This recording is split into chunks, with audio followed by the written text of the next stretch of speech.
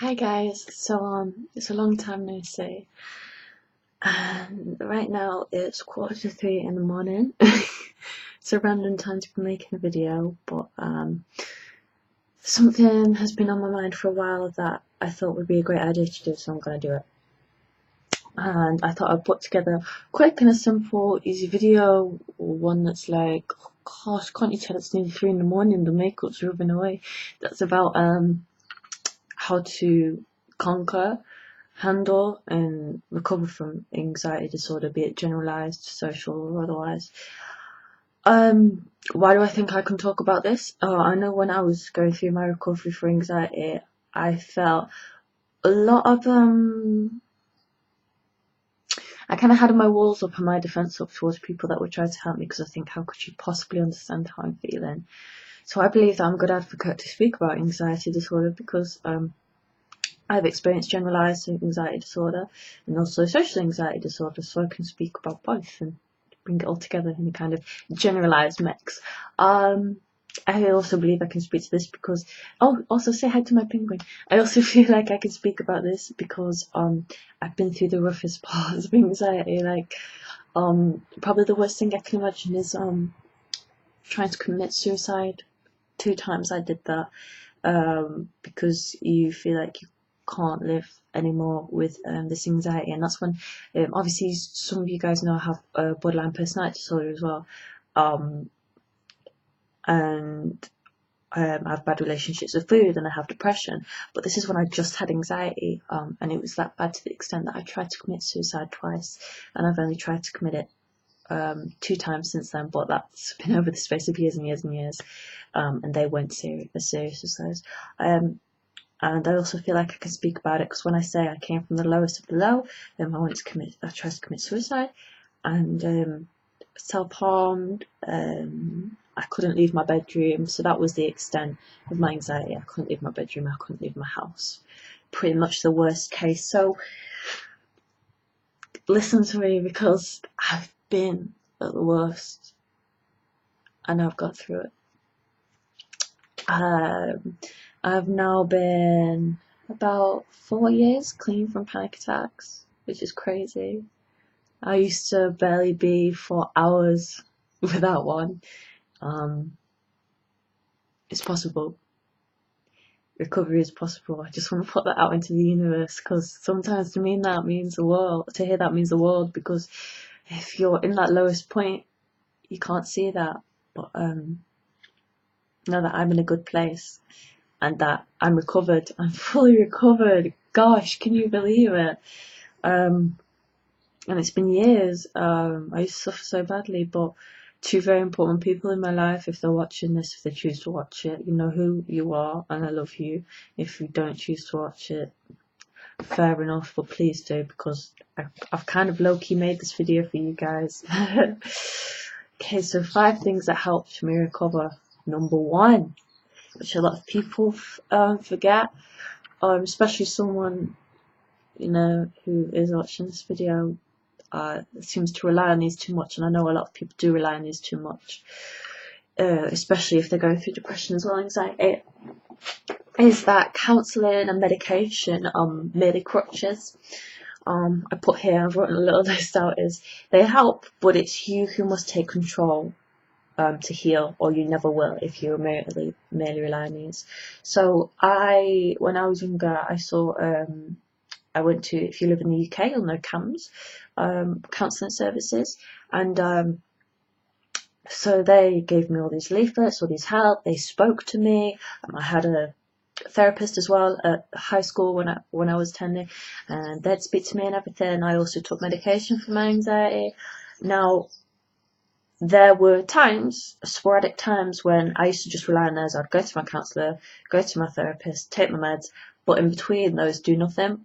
Now, anxiety, if you are really bad, like I was really bad, if you're not actively making steps to improve that each time, it can come back.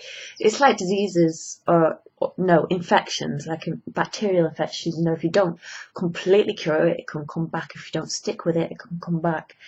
So it's tedious. Recovery is tedious, which is another, it's actually the 3rd point I made, but I'm just going to go into this now because it works. Persevere. it is hard. You will cry and sometimes be unable to you will cry, and sometimes you'll be unable to accomplish your goals for that day, and that's okay. It means you're healing, it means you're growing stronger, it means that you've pushed yourself enough to the point where you say, look, okay, here's my limit, but the next time that you try to that, you can surpass that, and you'll surpass that and surpass that and surpass that. So, which brings me to point number 2. Recognize your own accomplishments. Baby steps. Set bi-daily/weekly goals and start very easily. Go slowly with it, but just don't give up. That's the key to it. It's not how quickly you recover. It's not a race, and it's not going to happen overnight. A lot of the time I thought it was going to be this, I'd listen to a very inspirational song or something really touched me and I felt enlightened and I thought I'd go to sleep, I'd wake up the next day, my anxiety was cured. It wasn't like that. It was hard work every day. So I live used to live in a small village, and there was only a post office there and say a couple of cafes. And my first thing was to walk to the post office, which is a 2-minute walk from me, and standing there for at least 2 minutes. So 2 minutes, easy. But I got there and my heart was beating rapid. It was going inside my chest. I was sweating like crazy. And it just to look back on that, like since then I've moved out of my house. I completed college degrees. I'm getting a degree at university. I have a successful relationship. Just all these things. I've got good friends. All these things I didn't imagine could ever happen for me. I just saw it as a dead end. It has happened for me. From just starting as visiting my local shop, just chilling there for a second. Then I kind of built up to because I struggled with anxiety of being far away from home because I chose home as my safe place. And I asked my dad to drive me to the local town, which is a 8-minute drive away. And I'd be screaming and I'd begging my dad to bring me back, take me back, turn around the car, I can't do this. I'd be crying and screaming, he'd take me home, he'd shout at me, he'd say, he was very frustrated because he didn't like to see his daughter suffering like that. And now that I'm out of it, I can look at it in that empathetic and outside perspective, whereas at the time I was very hurt by his actions, but obviously it was a very frustrating situation to be in, which is why I'm frustrated with the people that I care about not taking these steps yet. But I understand. I've been there. I've been there for every single day where I didn't want to wake up, where I couldn't go to sleep. I've been there. I used to have a bald patch under my hair there in the back of my neck because I used to pull my hair out. Yeah, you can see it's still baby hair's growing back. I used to pull my hair out because I got so anxious. Used to scratch my legs really hard until they bled. Just pain was just the only thing that could distract me from it. But yeah, when the hair pulling stopped and scary behaviours like that, I'm not too sure, can't recall, but they went away. My hair's grown. It's slowly getting there, but something. All of my hair is actually quite short. These are extensions, so it has grown pretty healthy in these 4 years. So I've kind of gone off topic, and I thought I'd keep it all really concise, but now this video is coming up to 10 minutes.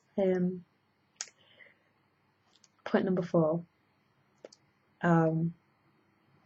Good connotations. So when you come to begin to push yourself from facing your fears and anxiety, this is what CBT is, cognitive behavioural therapy, is you'll need good connections to this moment that you're now about to face. Because somewhere along the line, your brain has got bad connotations to that moment. For example, I used to fear a certain classroom in my high school because I was sick in there once, so I thought every time that I'd go in there, I would be sick. Or because I had a generalised anxiety disorder, they would just be random, and my brain just thought, I don't like this situation, I'm going to freak out. So you've got to face that situation, but bring good connotations. Something that I found really worked was playing music that I only listened to when I was happy or when I was very relaxed. Bon Iver was very good for me. He helped me through it all, really. Yeah, I listened to him a lot. Gavin Clark. Kind of like acoustic music like that kept me very calm. Music that was easy. The lyrics weren't deep, but they were inspirational. Carry On by Fun. It's quite embarrassing, but yeah, I used to listen to that. And I want to say, yeah, number 5, cut yourself off from things that are triggering and from people who are triggering. When I was recovering from anxiety, it's quite sad, but I couldn't be around someone else who I was very close to in my life because they were also going through anxiety. And for about a year after I'd recovered, I couldn't talk about that because it was just too triggering. Basically, you could be surrounded by these people and not even realize you're being triggered into that kind of way of thinking. You know, if people are saying like, oh, well, my anxiety revolves around this, then your mind is sensitive, is susceptible to think, well, maybe there's a reason that they're anxious about that. Maybe I should be anxious about that too. So just keep away from people like that. It sounds horrible. It is hard. It is harsh, but it's kind of what you've got to do to take the next steps. At the same time, maybe you could benefit from knowing that people are going through the same thing. But like I say, don't surround yourself with it too much, because remember, we're trying to build good connotations around everything. And patient. You've definitely got to be patient. I took a summer to recover, so I'd say about 4 months. And I'd been suffering for since I can remember before then, and I just decided I tried to commit suicide.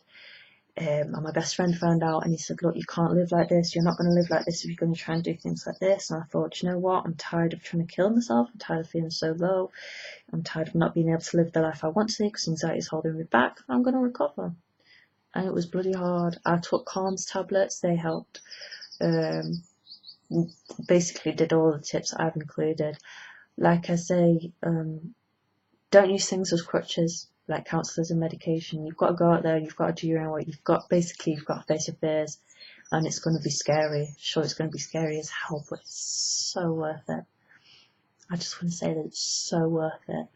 Choosing to be happy, forcing happy and peace and calm and allowing them to be there eventually makes it come real. You know the phrase, fake it till you make it. And it's possible because I'm here. I'm happy. I'm calm. I can't remember the last time I had a panic attack or what it feels like. I just know it's something that I would never want to experience again, but I felt so alone. Like no one else in the world had ever felt like I'd felt like that. No one had ever felt fear to that extent. No one had ever felt so out of control to that extent.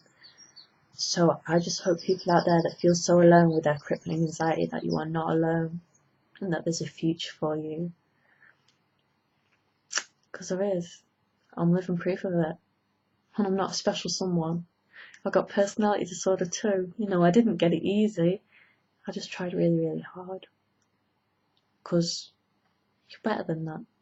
You're better than a life living in fear. You're better than things taking control of you because it's your mind.